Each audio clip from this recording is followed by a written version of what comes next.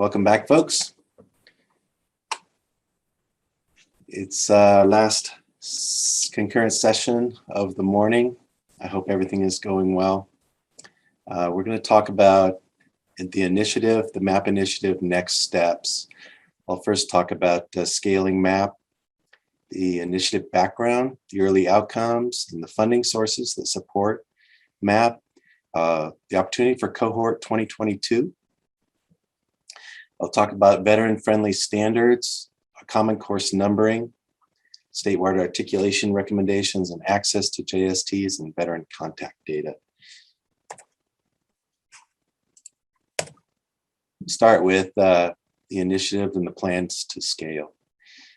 Our goal is to promote equitable access, as I've mentioned, and completion by facilitating military credit for prior learning, and prior learning assessment, and other integrative strategies.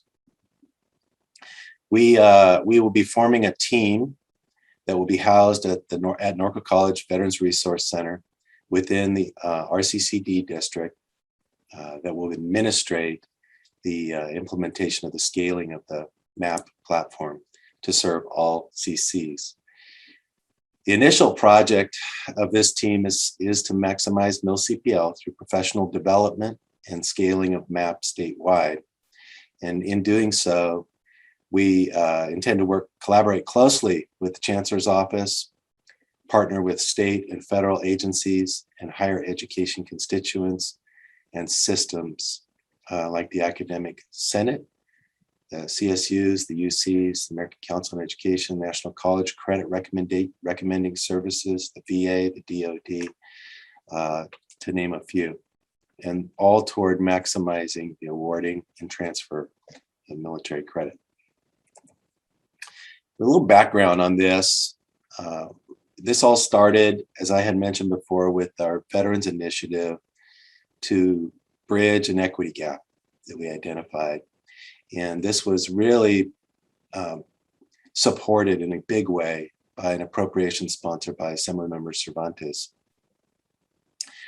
That initial $2 million, followed by another $1 million to support the VRC, helped us also kick off the development of the MAP platform. By the way, our VRC grand opening is November 10th. We're super excited. It took 4 years to actually get it out of the ground, but we're really excited about that part of the project. And then in 2018 and 2021, we became Project 16 of the Inland Empire Desert Regional Consortium, which we currently have 12 participating colleges. And this project was aimed at CTE credit recommendations using MAP, both developing MAP and using MAP to create CTE credit recommendations and to expand it beyond Norco College, the starting point, which expanded to the 3 colleges in the district, which now expands to the 12 colleges in the region. Right now, we're really still at the beginning stages of implementation, very much at the beginning stages of the implementation with the 12 colleges. It's taken this amount of years to really build and design the platform and to make it and to figure out all the steps that are needed. This was we didn't know where to start and we didn't know where to end, and it's been a huge learning process along the way. But we're really getting our feet under us now, and we feel like we're at a point where we can begin to scale further. We just received a $450,000 3-year Department of Ed grant to establish a Center for Excellence for Veteran Support Services that will focus on military CPL and MAP as well. And we have a new $2 million appropriation from Assemblymember Cervantes to scale MAP statewide. This funding is budgeted to cover cost of implementation for the MAP 2022 cohort through summer 2023. That cohort, we believe we can support up to 50 additional colleges at no cost to the colleges to provide basic support and training to allow them to begin using the platform and build their articulations. Part of that scaling will be the creation of a team that will be located at Norco College and the VRC and administered by the Riverside Community College District we hope, and our goal is to be under the auspices of the Chancellor's office, statewide Chancellor's office, so that we can effectively serve all the community colleges and beyond. In September 2021, we received word that our request to the systems office for additional ongoing funding from 2022 to 2026 was included in the systems budget proposal to the governor. And so we are hoping that that will be funded. If that funding takes place, then we'll have the groundwork laid and the support needed to scale statewide.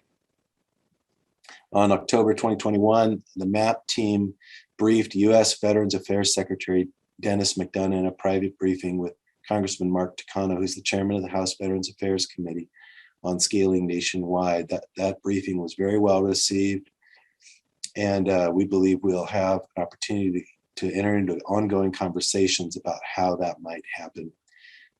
And if the, as mentioned before, if the 2022-26 funding request is approved, MAP will be funded to continue scaling to all 116 colleges moving forward. We hope also in plans to scale to the CSUs and the UC. We'd like to see a seamless integration of military CPL from the community colleges through the CSUs and UCs and onto career, like a guided pathway that includes MilCPL.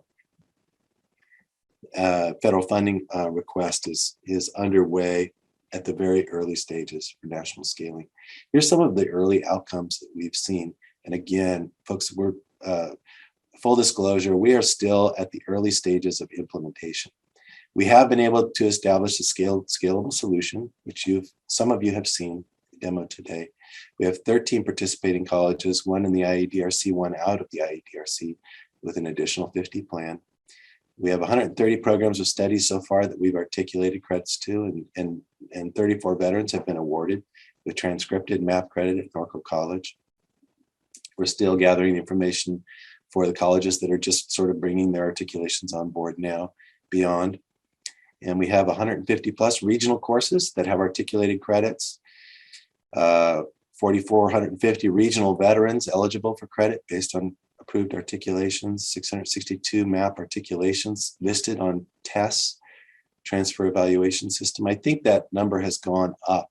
I believe our evaluator, Janelle, has just been working very overtime to list articulations on TESS. By the way, we have a public link to our TESS articulations, which is available to all of you. So if you want to have access to that and see what we've articulated, we encourage that, we welcome that. That's part of our whole belief system on this platform. We want to maximize credit for veterans, for all veterans. And we do that by sharing our articulations one college with the other.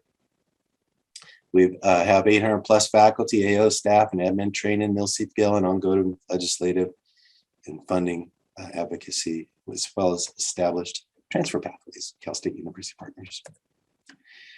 Our process, here's the process. We want to build local knowledge with you. That's what we're doing right now with you, is build local knowledge and support for MilCPL among all constituents, particularly faculty and veterans. If our veterans understand the opportunity to get credit and our faculty understand the opportunity to grant credit, and there's a system that makes it easy, or at least feasible and easy to do that, we believe that we can build a momentum that will gather as we go, as more colleges join in. You need to ensure that your BP and AP on CPL conforms with Title V. I think you probably all have done that. I've included links in this, which you'll receive with this PowerPoint. Next, we would encourage you to apply to be included in the MAP 2022 cohort. So we'll provide you with a link at the close of this where you can apply to be included. And we intend to begin operations of the 2022 cohort in January. Admittedly, we are just establishing our team. This grant that we received through this year's appropriation is new, and so we are establishing our team as we go, and also the size of the team that we build is dependent on ongoing funding, which we won't know for a bit. We won't know whether that is available for some time. But we're taking steps, and we believe we'll be able to support up to 50 colleges moving forward. You will also have an opportunity to upload JSTs of current veterans and analyze for MilCPL opportunities. That's part of the process. We got a little grant from Albertsons, $10,000, and we used it to hire a small team of veterans in our VRC to begin to analyze our existing veterans JSTs for MAP credit, and that helped us kickstart a lot of articulations, because we saw that as we fed the JSTs in the MAP, we saw that a lot of those courses had not been articulated. So that was a great place to start. Our evaluator then looked at opportunities to articulate those, and then the faculty had an opportunity to approve them.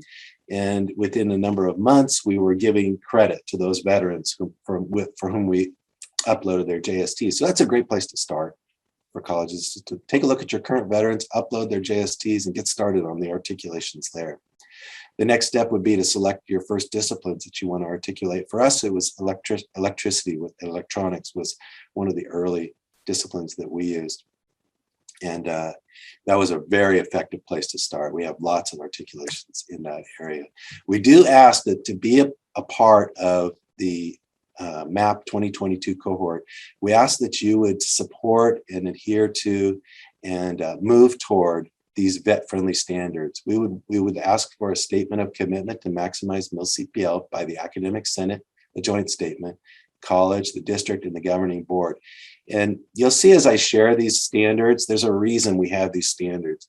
And that's we want to ensure that the contact information that we have embedded in MAP and that the processes we use for creating articulations is not co-opted by for-profit colleges.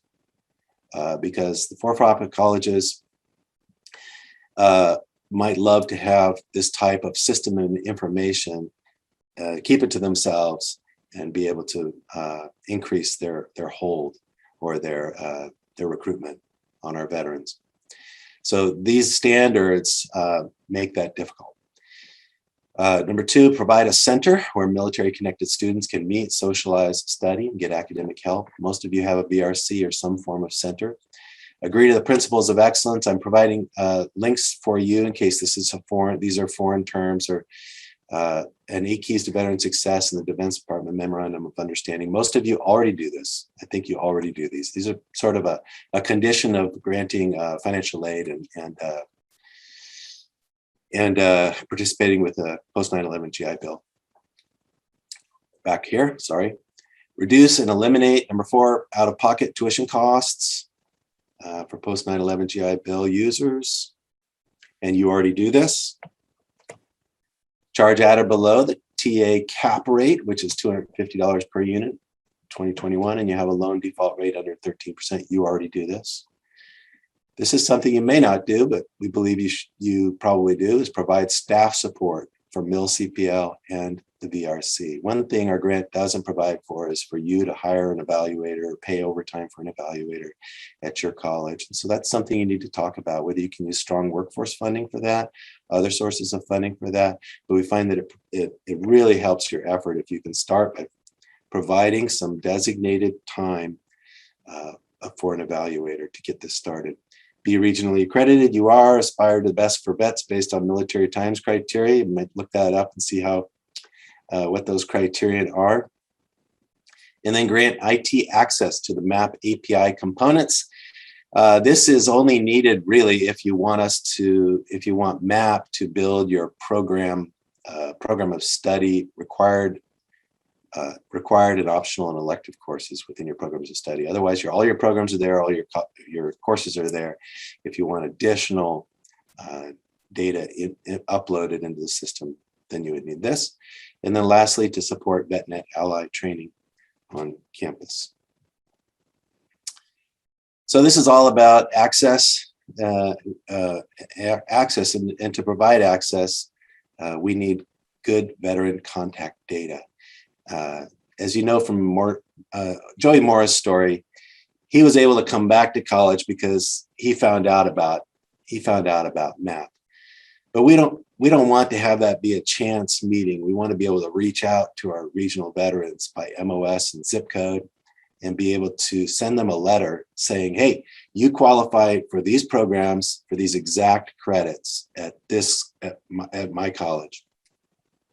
We warmly welcome you to come in, meet with the BRC counselor or an ed advisor and talk about your future.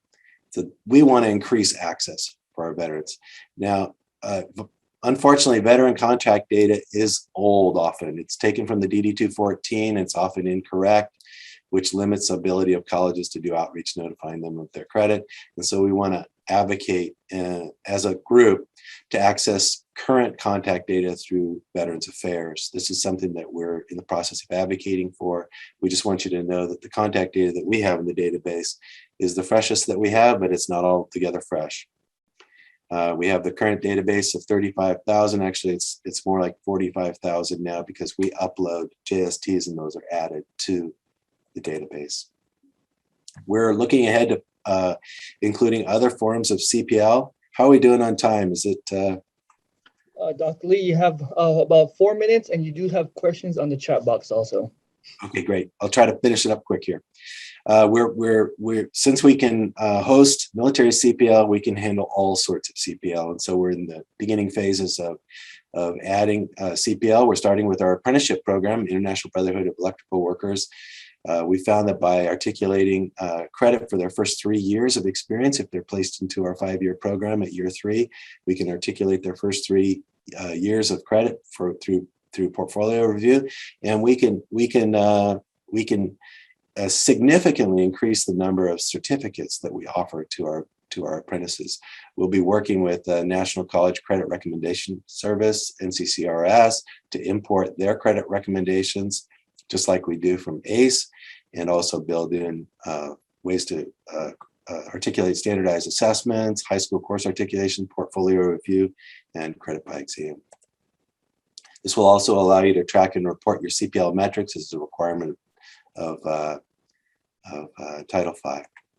We're looking ahead to creating a common course numbering system in MAP. This is not necessarily to be confused with the common course numbering system the state is underway. Is the beginning stages of conceptualizing to meet the change in law. But we need a common course numbering system in MAP that will be built off the CID just to ensure portability, adoptability, and scalability.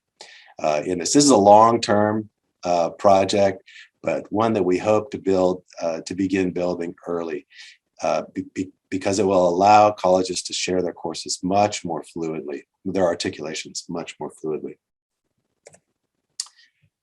So we would ask that you would advocate with your legislators to support funding for our request and propose also strong workforce projects aimed at industry and other CPL to add to the articulations beyond MilCPL. We think that through strong workforce, your local projects underway, that you could really focus in on a particular industry sector or certificate. And by creating those articulations, storing them in MAP, it makes them shareable. It makes the whole body of work much more strong. We would hope that you would support potential efforts to partner with ASCC to create statewide articulation recommendations. We'd like to follow in the footsteps of ACE, gather disciplined faculty from through the auspices of the Senate annually in particular disciplines and review the articulations made at the colleges and put a stamp of approval on them from the disciplined faculty who are normed so that they would have outside validity. And that would help, again, build the catalog of approved articulations. And we want you to involve your military students in the effort to increase access, completion, and success. They're a powerful advocate and help the MAP initiative learn and improve. We're learning this as we go, and we need to learn from the expertise from you in the field. And in closing, let's see. I think I have covered this, and that's my time. So any questions? I think we have probably 30 seconds for questions. Yeah, Dr. Lee, it's in the chat box. Okay, let me stop sharing.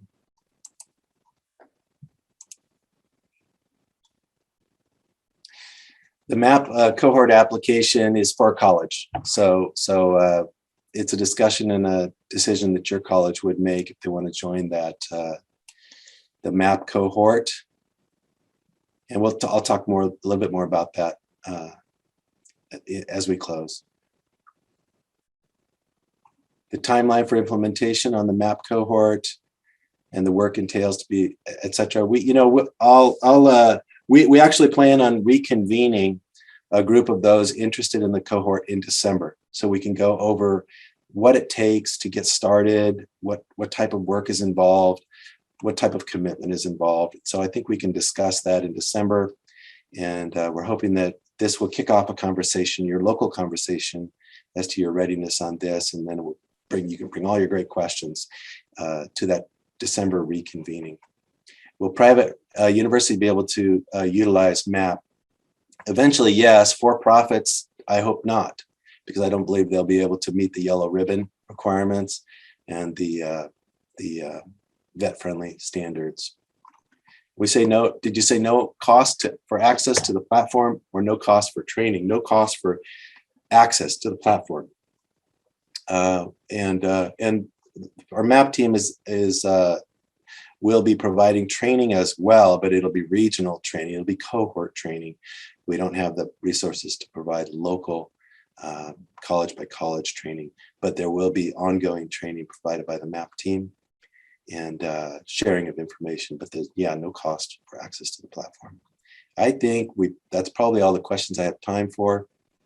And the 30 unit CPL max is a local decision, by the way. Some colleges go up to 45 and some are a little bit below 30. So I think we need to bump to the main room. See y'all.